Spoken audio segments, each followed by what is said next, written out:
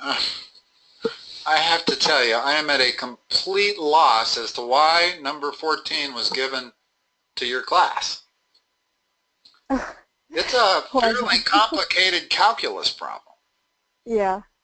Now, I didn't realize that you had been taught this much calculus to do this problem. Let's Have you see had here. first derivative? She says anything with two variables like that would be more of a bonus question, but it's definitely still on our review. So, Well, the only way to do problem 14, first of all, 14 is hard if they gave you a value for m. If I said find the slope of the tangent line of that function when x is equal to 2.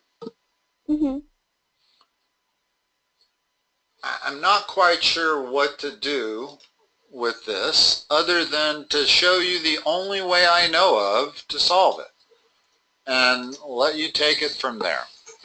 Okay. The function is, and I'm going to do it the easy way and the hard way. In other words, the easy problem would be, what's the equation of the tangent line when x equals 2? All right? Well, what we have here is a parabola, and we're looking for the slope of the tangent line where x equals 2. Well, do you know how to figure that out? That's a calculus. In other words, what first derivative is slope. Yeah, so and you can apply the power rule to calculate the first derivative. So the power rule is basically taking the exponent, multiplying it by the derivative, and subtracting 1 from the exponent. When you take the first derivative of a constant, it's 0. So this is the first derivative, which means slope. So the slope of our tangent line is at x equal 2, it's 12. So if I want to figure out the equation of the tangent line, well, I know that y, you've had point slope also? well, the formula that I have for that one is f of a plus h minus f of a all over h. And that's what we've been using for this unit. Yeah, okay. All right. We can do it that way. Okay. Let's do it that way. Okay. It's going to take up the whole half hour to do it, but we can still do it that way. Okay. So what they've told you is that the definition of first derivative, and this is something I really vociferously disagree with, that this is not the correct way to teach calculus. But this is the way everybody teaches it, so we got to do it. F of x minus f of a all over x minus a as x goes to a, correct? In the bottom well, yeah. What's the formula you were given? Give it to me again. F of a plus h minus f of a all over h. Okay. It's actually f of x plus h minus f of x all over h, and the limit, as there's two different definitions for limit, definition for derivative. Yeah. This is the most robust one right here. H1, yeah, that's what we've been using. Okay, so this is f of x, not y. Yeah. So in order to solve this, this will turn into a limit problem, but in order to solve it, we have to figure out what f of x plus h is. What is it for this function? So it would be 3 and then in parentheses x plus h squared. And then minus, and then you would just have to plug 2 into the equation. Okay, hold on a minute. That's f minus x 5. plus h, and we're going to subtract f of x. So let's do this process. Let's expand that. So we have 3 times x squared plus 2xh plus h squared minus 5. That's what this is. And we're subtracting from that this. Okay, so let me write it all out. We got 3x squared plus 6xh plus 3h squared minus 5, and then subtract, and we need parentheses here because there's 2 terms that we're subtracting. I'm going to subtract f of x from that. I'm going to divide the whole thing by h. Okay, now this is absolutely the hardest part of differential calculus, what you're learning right now. Okay. Why they start with the hardest part, I have no idea, since there's much better ways to teach calculus, but this is what they do. Okay, now whenever you use this definition, your numerator, every term with x is going to cancel out. And every number is going to cancel out. The only thing you're going to be left with are terms that have an h in them. Notice that when I remove these parentheses, that becomes minus 3x squared plus 5. So that 3x squared is taking care of that. That 5 is taking care of that. And the only thing I have left is 6xh plus 3h squared all over h. And now you can see why we did all of that. This is a limit problem. How do I solve this limit problem? You factor out an h so you can cancel with the bottom. Yes, exactly. In other words, all limit problems are you factor out something so that you don't have 0 divided by 0. In other words, we would have had 0 divided by 0 as h goes to 0. But once I've factored out the h and I cancel it, now what's it equal to as h goes to 0? What is that expression equal to as h goes to 0? 6x. Yeah, that's the slope. That's what first derivative means, is it's the slope of the tangent line.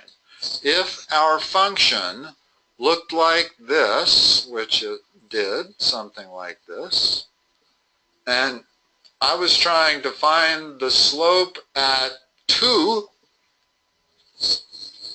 well, when I plug 2 in for x, I get a slope of 12. It means the slope of that tangent line is 12. If I wanted to know what the slope of the tangent line was when x is equal to 3, Okay. 18, it's steeper. It changes as I move along the function, the slope of the tangent line changes. Okay? So, we know how to figure out first derivative based on this. And no matter how complicated the function is, it always unfolds the same way.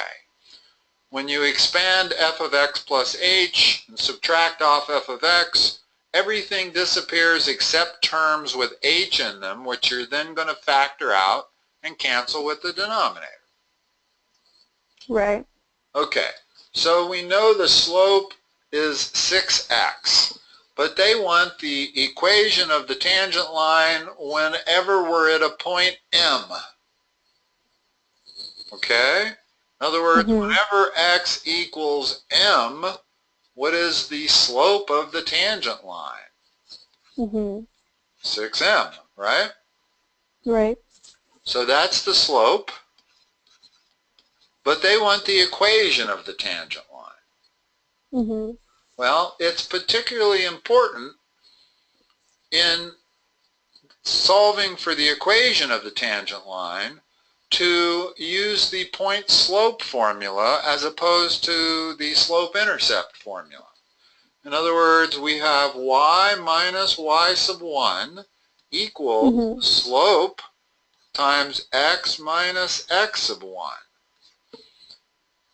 I'm upset that they use m as the variable here because it's strictly confusing.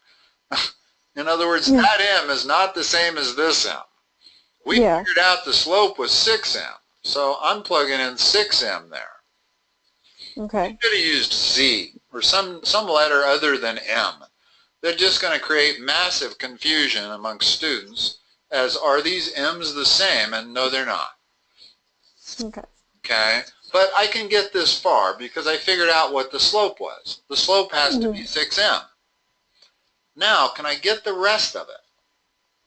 Well, the original equation was 3x squared plus 5, right? Mm-hmm. What is y when x equals m?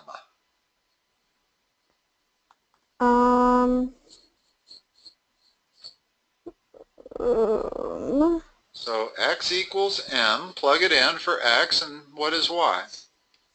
Oh, 3m squared plus 5? Correct. That's my point. The point they want us to come up with is m, comma, 3m squared plus 5. That's the xy coordinate. So that's what I'm going to plug in up here. In other words, whenever I come up with the equation of a tangent line using point slope, I only need a slope, which I have, and a point, which I now have. Okay. So it's y minus, my y point is 3m squared plus 5 equals my slope, which is 6m, times x minus my x point is m. There is my slope, or there is my equation of the tangent line at m. Okay. Notice that there's still an x and a y in it, and there always is going to be, but no matter what m they give us, let's say they say, okay, so what is it when m is 3? Well, plug in 3 for m, and you end up with the equation of the tangent line when x equals 3. If you want to know what that equation is when x equals 1, plug in 1 for m. Okay. You'll have an equation in x and y. Okay. So this is, I can't believe you're getting this problem. Seriously. I mean, come on. Yeah. What are they thinking? I mean, seriously, what are they thinking? That particular problem that you just had, you will not get until you're in your 3rd month of calculus. Really? Yes. Limits, here's the way calculus goes. You spend the first month on limits. You spend the second 2 months on first derivative. And then you go into integral, which is the inverse of derivative. And you spend the next 3 months on integrals. So you don't even learn the limit definition of first derivative until month 2 of a calculus course. Let alone that she's teaching it to you at the end of a pre-calc course, and she's starting with the hardest thing. Now, let me tell you that there is a tremendously easier way to find the first derivative of that function. Sorry, I had it plus 5 instead of minus 5, so my final answer might be wrong because I used plus 5 as the function. Oh, okay. But there's something called the power rule. Okay. And the power rule says, it's going to give us the first derivative. The power rule says you take the exponent, multiply it by the coefficient, and subtract 1. So there's your first derivative. Easy peasy. So much easier than doing it this way. Doing it that way takes about 10 minutes. Doing it this way takes about 10 seconds. Yeah. So if y was 5x to the 4th power, what is y prime?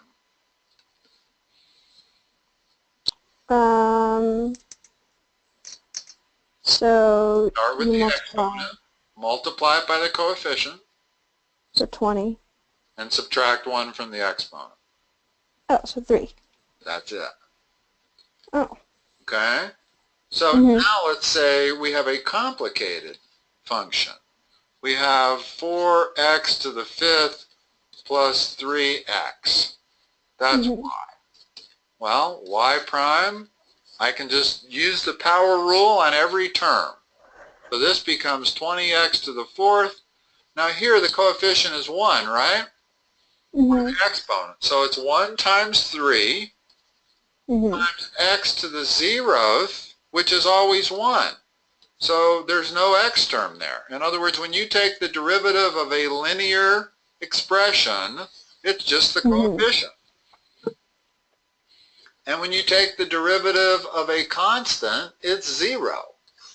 Derivative of that is 0. So no matter how complicated or long of a polynomial I give you, you can use the power rule to come up with the derivative in like 15 seconds. That's how easy it is to use the power rule. Okay. And we would have gotten the same thing as we got doing it their ridiculously hard way. And I mean ridiculously hard way. Look at that. Yeah. Okay? As opposed to, notice if we use the power rule, we get 6x immediately. 2 times 3x. The 5 disappears. There's our first derivative. And that's exactly what we got when we did it this crazy hard way. But they feel a need to start all calculus students off with this limit definition. And what I'm going to tell you is don't be intimidated by it. This is the hardest part of differential calculus, what they start you off with. I mean, it's harder than limits. It's definitely a little harder than limits. Yeah. But it's not, I mean, it's definitely much, much harder than the 4 rules you will learn on how to find derivatives easily. You have a power rule, which I've just taught you. You have a product rule, you have a quotient rule, and you have a chain rule.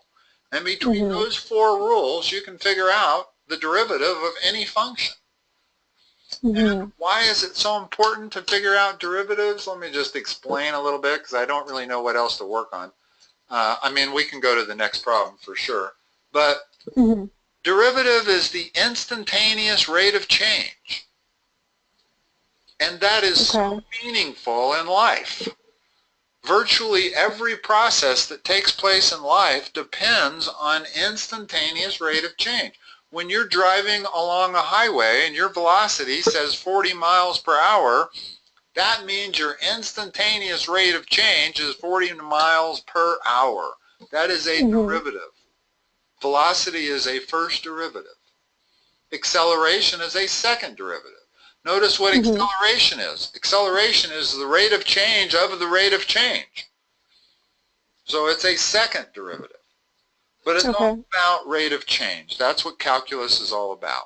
If you could use 3 words only to sum up differential calculus, it would be rate of change or instantaneous rate of change. That's the difference. The difference between algebra and calculus is in algebra they taught you the average rate of change. I can find average rate of change between the point 1 and 5 by just taking the slope of that line, rise over run. There's the rise, there's the run. That'll give me average rate of change. The only time it's hard is if I'm calculating it at a certain point, because notice there's no rise and there's no run. You got 0 over 0. So coming up with the slope of that tangent line is no mean feat. It took human beings thousands of years to be able to figure out the logic in coming up with the instantaneous rate of change, because you can't use the slope formula. When you do rise over run, you get 0 over 0. So you have to figure out a different way to do it. And the way they've come up with is this limit definition. That is the official definition of derivative. Okay. Let me take a look at the next problem, just because I haven't gotten to it yet. All right, this is a little more sensible for your class. If I want to find the average rate of change, let me show you how I'm going to do that. Hold on.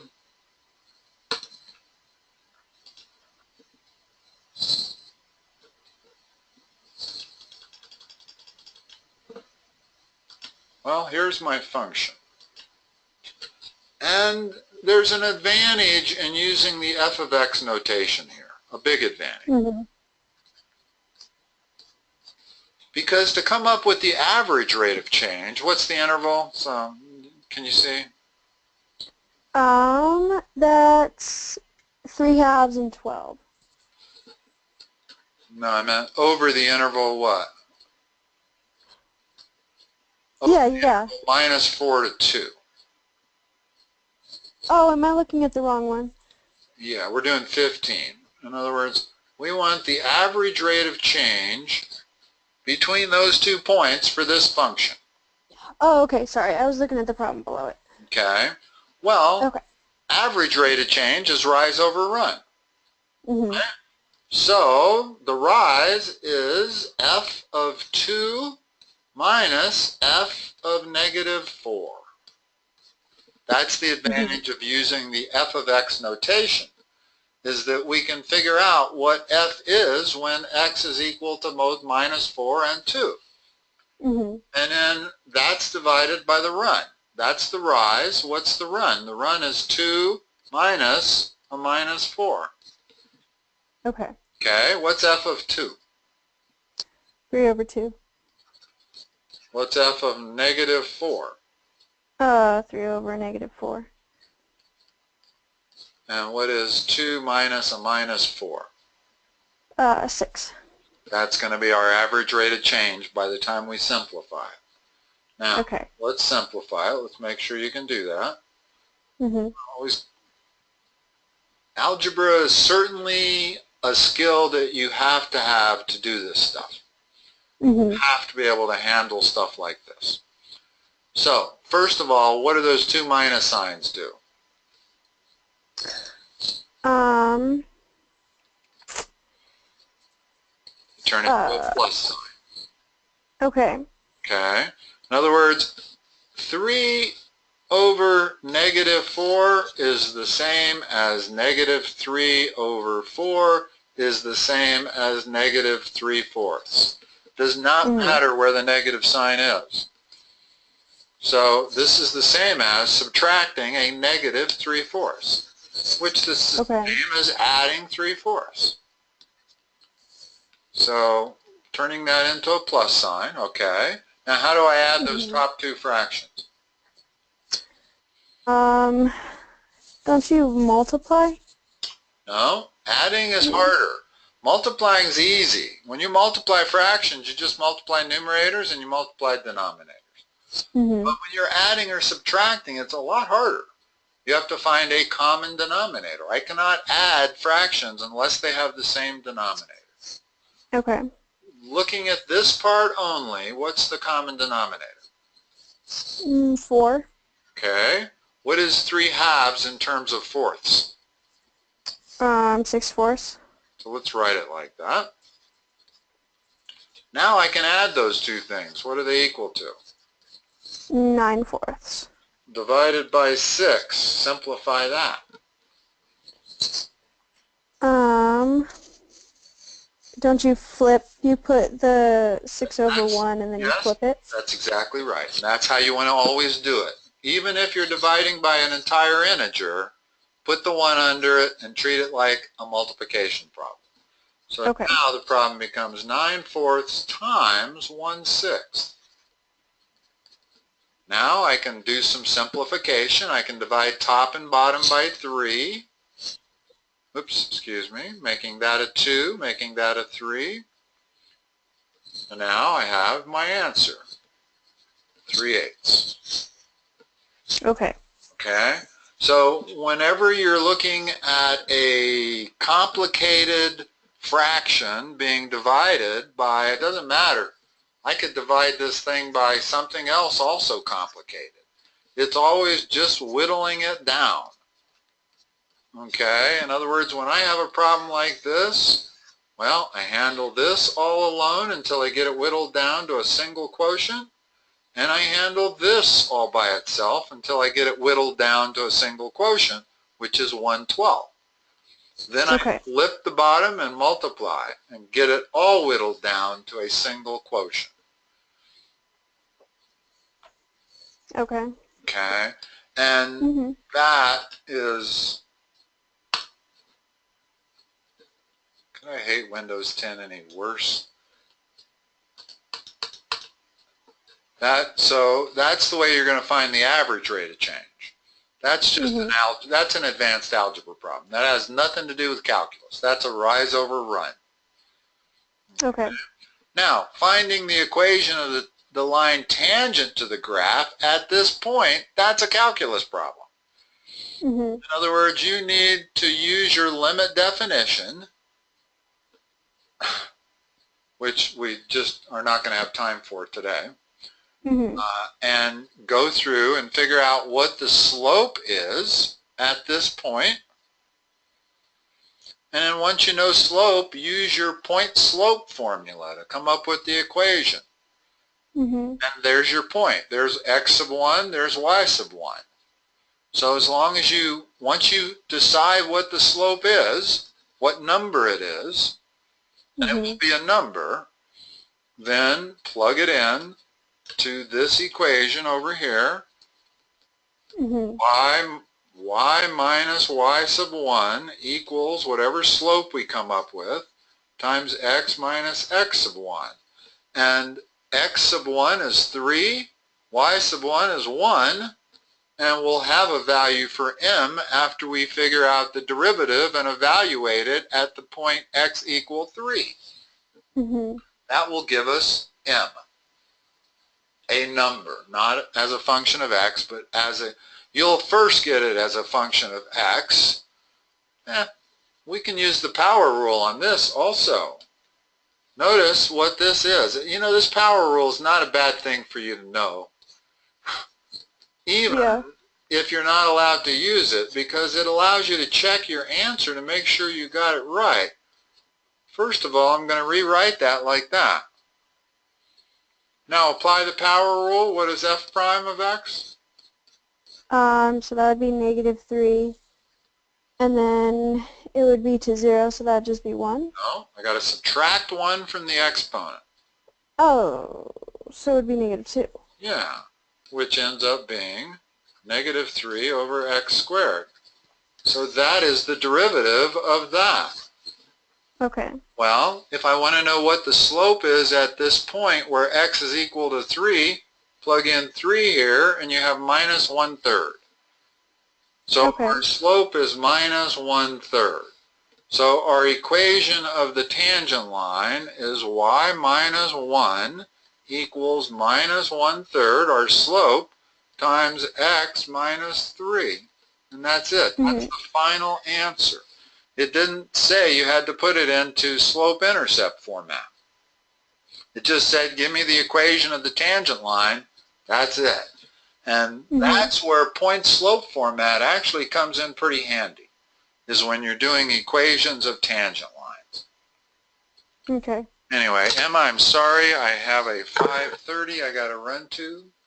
Okay, thank you. I will talk to you next time. Good luck. Sounds good.